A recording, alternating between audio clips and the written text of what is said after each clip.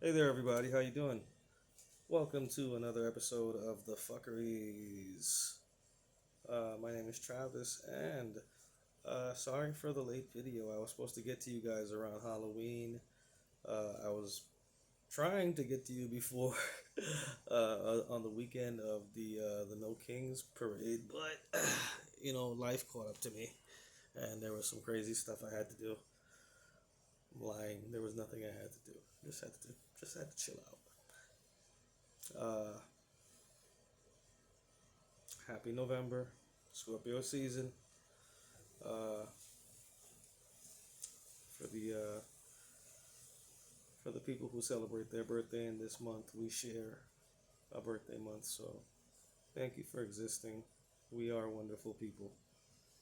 And shouts out to the Sagittarius too. Y'all are next up. You're gonna have all the Thanksgiving love, and then the Christmas and whatnot. And hopefully you guys can catch up with your Capricorn in January. Um, what's been going on, man? The week's been a crazy week. I've been trying actively to to write down my topics so I don't go all over the place and waste your time with me stuttering and stammering for a half an hour or whatever it is I do. But the week's pretty much been uh, the food stamps, the people who want you to have some food stamps, the people who need them, and the people trying to stop you from get them. Um, Either way, everybody deserves food. Everybody deserves to eat. Everybody deserves clean water, clean air. I believe those are human rights because before we got here, all the water and the air was clean. There was no plastic in the ocean or in your baby fetuses. I am sure of that. I don't know how sure, but I'm sure. Um, what else? Uh, yeah, man, they have extra money to fund the food stamps. This is what's been said. People have been asking them to release the funds. It's not one of those things that's going to kill the decision making on the ACA or Obamacare subsidies extensions for the next, I don't know, decade or whatnot.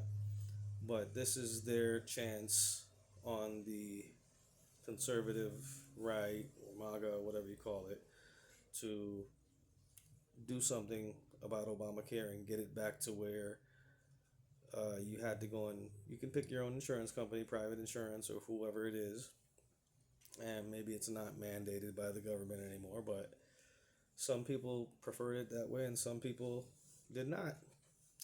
I was definitely one of them who, when I had my issue with my heart, was happy that my job had to offer me some insurance. So I ended up getting a very good policy because the employer at the time, which was the shoe store I worked for many years ago, I worked for them for about 8 years. But somewhere into that 8 years, they were like, "Hey, you got to give this kid some insurance," and they offered us some insurance, and it was a good policy. It was like $25 a month at 25 a month or 25 a week. I couldn't remember. I think it was something like that. But you would have like a full coverage on the Blue Cross Blue Shield or something like that. So and when I got into the situation where I needed to go to the doctor, I had that insurance, and I always was thankful for that being the mandate at the time. So I was always pro the ACA or Obamacare. Some people, I have some family members that said that their premiums and their prices basically went up for them because they were in a different price bracket, tax bracket. So I could understand how some people maybe did want a different, uh, to be able to choose their own healthcare providers or doctors or keep the ones they had or whatnot. There was always a reason to disagree or be contrary. And as it progressed from when it started, people started becoming more negotiable with, which insurance they took and which ones they didn't and who took it. But when it came down to it, business was being done, people had health care, it was generating revenue for the country. So if you're a fiscal conservative, like so many of these people claim to be, That was not a bad idea. It made sure everybody in the country had some kind of coverage. And those who could afford to pay did pay. And they didn't have to pay a lot either. I can tell you because just recently on my Aetna coverage, I was only paying about $12.91 a month. So if you make a minimum of 15 grand a year, which is pretty much how much they can tax you, the limit, you're paying, less than a couple $100 for the year for your insurance just to be covered, and then whatever additional premiums. Like, say, for instance, earlier this year, I had an accident where somebody crossed the crosswalk on me, and I had to evasive maneuver and get out the way. I ended up snapping my wrist in between the bike handle and the metal basket of my bike. So, uh, in trying to avoid a situation, I got hurt. Luckily, I had my Aetna card and I was able to go to the doctor. I actually didn't have it paid up at the time, so I still incurred the bill. But, I ended up paying it, and the consequential treatment after, whether it was x-rays or I had to get a prescription for something or see a primary care doctor, I was paying 10, $15 a visit, sometimes 20, 25, whatever it may have been. And I was able to get care for the time that I've been injured. Um, and how the Obamacare fits into this is that I got injured immediately. Hey, FedEx, how you doing? You guys fired me in the same week. I got injured. Okay, I didn't, no hurt. I'm not mad. um, but now when you get fired and you have no income coming in, what do? There's possibly unemployment, but me, I had a little backup plan, so I was working with that. And luckily, I was able to get my own little business going where I kind of do some advertising for some folks. And I was able to, pay my little doctor visits, my x rays, and use my Obamacare to do so. So I was once again, very happy that they had a plan for me and it wasn't some super expensive where if you have a pre-existing condition such as myself with my heart or whatever it may be, they won't take you. And that's one of the biggest pluses from the Obamacare. So with the people in Congress and the Senate and all that stuff, what they're trying to do is use the government shutdown, the food stamps, and the ACA as a bargaining chip, leverage, whatever you want to call it, or even blackmail uh, to their counterparts in the Democratic Party and the individuals who are independent as well, as to say, hey, if we don't get what we want, you guys aren't going to get what you want. But in reality, they're starving American people. For the ones that can claim to be Christian nationalists and all that stuff, they're starving their fellow Christians, which I don't think is very Christ-like. Um, but it puts us front to front. Front is it front to front? I don't know. Face to face. They put us face to face with the problem where it's like, hey, this is a very simple solution. This is the least of what you're supposed to be doing, is making sure that the people who need something in this country get it. And a lot of the argument is we just gave we just gave Argentina $40 billion, which I've heard might be 84 because of a previous unpaid bill. But we just gave them this $40 billion so that they can get their country, taken care of, hopefully, or provide some kind of benefit to the current administration we have here in the States. So that was done for them. All right, last year, Israel needed money, Ukraine needed money, whoever else needed money, they were ready. When it's time to go to court for government scandals and freeing January Sixers and other convicted criminals, and they put out the paperwork, they make sure it's able, they get it through, they pass it, all right. But when it comes time to take care of the American people, they got their hands in the air, they don't know what to do, they don't have a solution, they don't want to work with the solution, all right. And it's very, very disheartening to see people that we trust to take care of us and spend our funds wisely. A, sending them everywhere but where it needs to be. B, just not doing the right thing. And we'll talk about how much it costs a little bit later. And C, you have, pardon me, this lizard is chasing me. C, you have all these people, I don't know where I'm going with this ABC shit again, but you have all these people coming up with these excuses to not feed people, to not pay people. And I'm talking about those people in the military, whether they're overseas, they're over here, they're deployed in the States, National Guard, whoever you may be. It's the holidays. Your kids need, gifts. Your family and friends want to hang out with you. Uh, if you're if you're deployed overseas and you have your bills to pay here, your mortgage, whatever, and you're not getting your money on time, they're messing up your credit. They're causing you to do all kinds of jumping through hoops and borrowing and begging and whatever it may be. All right, and that's for regular civilians, the military, and other government employees, parks and recreation, all that shit. Um, and these are rich people playing with your little bit of money. They don't have to worry about it. They could lose a job. They could lose a whole career. They could lose, you know, their status and still be fine. But they don't care about you. They care about number one.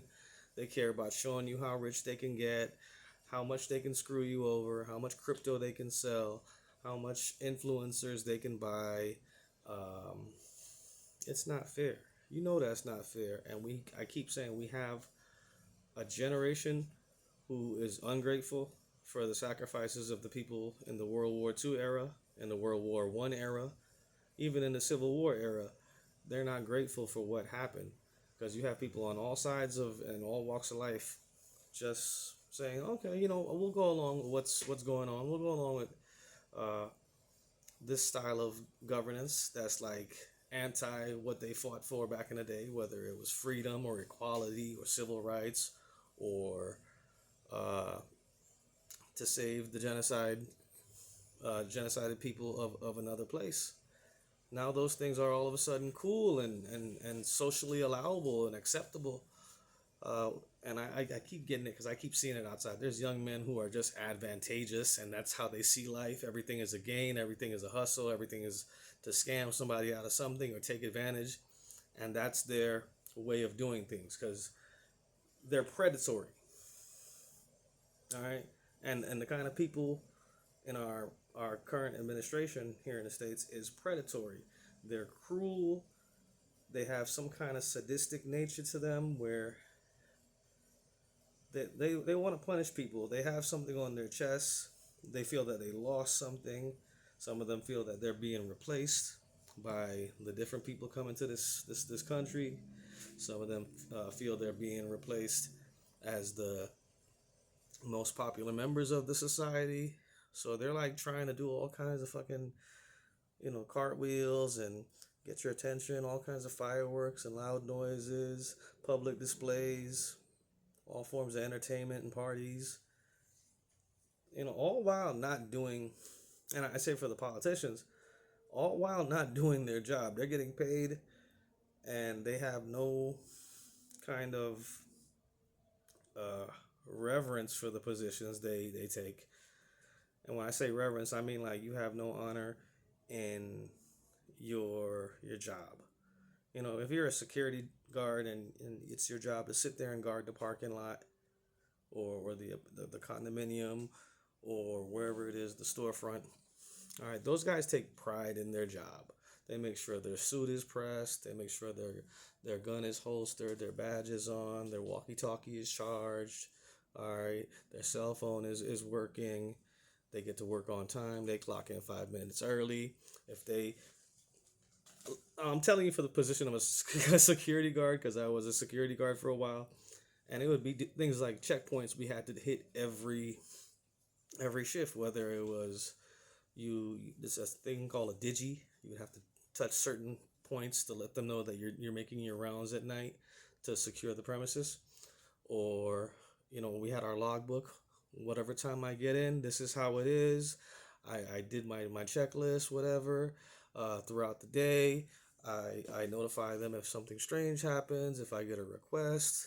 All right, if there's an accident, if there's an emergency, if something unusual occurs, or if something unusual doesn't occur, those were the things I had to do in my job. And the same way elected officials have their constituents to make sure are okay and are being provided all the services entitled to them as citizens, as residents, and even as immigrants, uh, whether that's due process, whether that's um, getting access to medical care, getting access to medicine, getting access to education, getting access to even internet service. If you got to get you a job, getting access to services to get you employed. All right, these are the jobs of the elected officials. And if they're busy worrying about building a ballroom to have a big ass party for some old geezer who can't dance, it's really really sickening. It's like enraging to many people, especially while they're starving. And you have silly arguments in the public about who deserves it, what they're buying. You know, uh, the blatant lying of government officials saying that the economy is great, food prices are going down, inflation is going down, and you're not seeing that on the outside. What you're seeing is, I don't know, certain items, uh, ground beef, and I guess saying Argentina beef is going to be one of my catchphrases for for this podcast. But the prices of ground beef haven't gone down. The prices of eggs haven't gone down. The prices of stuff like cheese and milk slowly rising. Certain canned goods, you can see the couple digits, couple 10 cents rise here and there. Um, all your other stuff as well has been affected by tariffs. At some point, people were getting like bills for shipping and handling and other stuff for stuff they bought in bulk or whatever, or in tariffs from other countries. And you're seeing even now it's becoming 100% tariffs on I don't know who, or 10% more tariffs on another person.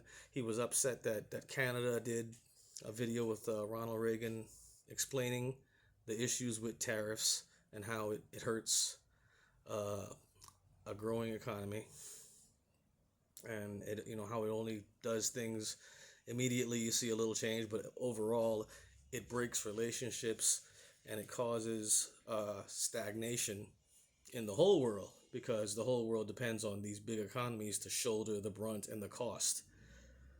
Um, and like also too, just giving people food stamps, that's gonna make sure that there's some economical value from giving people money to buy food. It's gonna support us in the long run. But once again, they've been saying, cruelty is the point. These people want to show you that they're jerks and that you have to do things their way. They feel that you're not entitled to things they're entitled to, and that's a big theme in all these things going on. Some people always think they're better than you and they deserve more than you're receiving, even though you might even be paying more taxes than them, and they still don't want you to have it. All right, I'm sure that's happening for quite a lot of Americans who are within one of the minorities that is not a rich business person or a corporate leader of some sort. Uh, Even this week with Elon, they just guaranteed him $1 trillion payment of, I don't know, $230 billion every year for 10 years or something like that. What you need $230 million for? He don't even like all his kids. It's not like, who's he gonna leave it for? Don't mind me. It's a very nice day outside. This is why I had to sit over here. Um, but yeah, man, the rich, uh,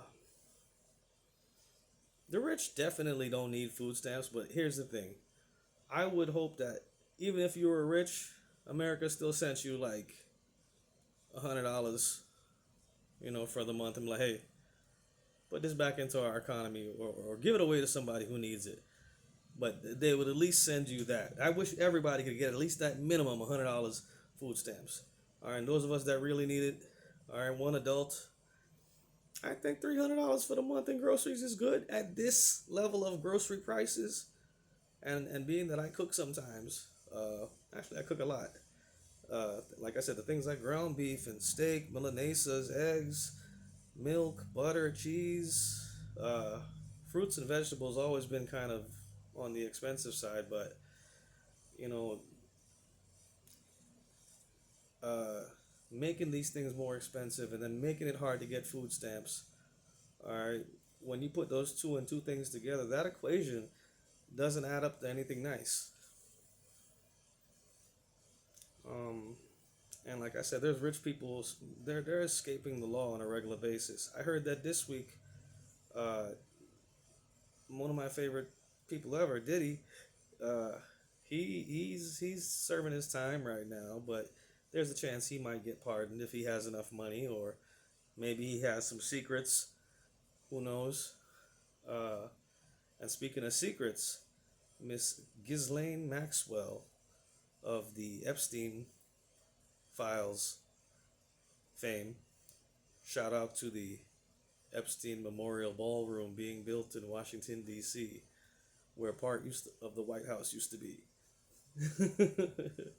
Epstein Ballroom. Hashtag Epstein Memorial Ballroom because he's dead, but we don't know who killed him. We heard it was a suicide. We heard a certain president got shot in the air, but it looks like he might have just did us one of those Ric Flairs, bladed himself or took a blood packet or something. I still don't believe that shit. And especially for someone who's been in the WWE Hall of Fame. I think I may have said this already, so if I have, whatever. But anyway, Ghislaine is getting special treatment in her. She was removed from her previous prison and sent to a Florida, or no, sorry, a Texas uh, camp for women. I guess a rehabilitation camp. I don't know.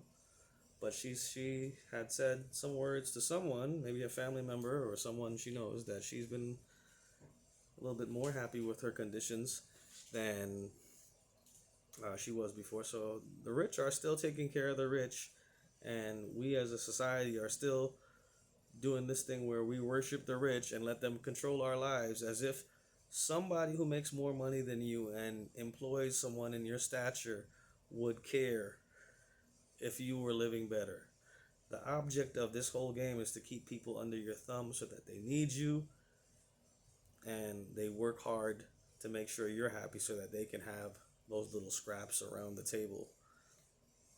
And I really do feel like that at this point because it's like, even if you made 100K a year for the next 20 years, are you making $1 billion? You know? Uh, it takes some real manipulation and exploitation of various factors in the economy, the law, and just people's good nature to exploit and profit from what's essentially the servitude and suffering of millions, if not billions, of people around the world. That being said, so many of these people who come into large sums of wealth or accumulate it by some reason, whether you're a crypto billionaire or a real estate tycoon, or you come from old money. Uh, these people can do crimes. They can be pardoned. They can bribe. All right, the rest of us don't have those luxuries, and we have to fight really hard and as legal as possible and stay within whatever lines of an integrity the law can provide so that we can make sure that there's a just way to address things like tyranny, things like corruption, things like misinformation, and also get people thinking when we elect these officials. Uh, I would say we need a person making under $40,000 elected to all these offices. If you're making over 50 grand, you're making too much money to be an elected official. I need somebody who's down in the trenches with the rest of us making minimum wage, who maybe didn't go to college, who, even if you did go to college and maybe you didn't follow, whatever path you needed to, you ended up working just a regular fucking job or whatever. Uh, we need those people to be overrepresented in government and have more say and have more power than the rich billionaire class, because those 3 or 4 billionaires, or 6 millionaires, or 10 millionaires and billionaires, whatever it is, they're getting money from outside. They're bringing in influence from outside, from corporations, from business entities, from jails and prisons, for-profit institutions, and even some non-profit institutions. So we have to make sure that we put people who are going to represent the needs of the majority. All right.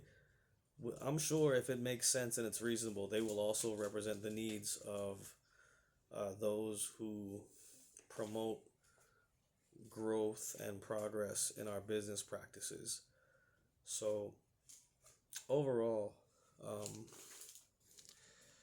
you know, pardoning these criminals, pardoning the big business tycoons, the movie stars, the superstars, other politicians, letting them get away with their crimes only sets a precedent for later leaders to do so, and also it enables and emboldens others to do more crimes, because if you might get away with it and some nice president who's willing to be corrupted allows you to get a pardon and get away, you just got to go through the motions, and that's a sad reality. I mean, God forbid one of these people murder you, rape you, kidnap your kids, and that type of stuff I think has happened, and they let these guys out. They let out major fentanyl dealers, all kinds of other drug tycoons or whatever you call them, drug dealers. They let all those guys out. They let out people who did fraud, illegal, whatever financial transfers, because there was a profit to be made personally. And that's another thing. This is someone who's supposed to be working for us, doing side jobs on our time. All right, and this whole 4 years is our time. So if you wanted to cheat and become the goddamn president, you're still working for us, goddamn it. You can't be screwing us over and playing golf every 3 or 4 days and building a ballroom for yourself and saying you're going to pay for it, when once again we have to pay for all the maintenance and security that goes into that building anyway. So don't fucking try to con smart people. Yeah, man, this shit is getting out of control, and somebody needs to rein this shit in before we can't. Now, it's a good chance some of these people want that. Maybe there's a majority of the country that wants this type of shit going on, but even they can't handle it. They can't rein it in once it goes too far. Then it's gonna have to be some violence or some shit, and I don't think we want that. I think we want to live a long time. We want to be prosperous. We want to help each other. We want health care. We want food. But yeah, we got to stop this worshiping rich people. We got to make sure we feed, house, clothe, and employ all the people who are not rich, and make sure that they have health care. We've got to start making sure these famous people and other criminals, high-level criminals, they start serving out their time, so that they stop making our justice system look like a mockery. Because if we're going to do it for one, we got to do it for all. All right, we've got a felon / rapist in the White House. It's not good. It doesn't look good on us. But compared to Netanyahu, he doesn't look that bad, I guess. And yeah, they issued a warrant for him too, again, from Turkey. Shouts out to Jamaica, and please donate, help them out. Take care.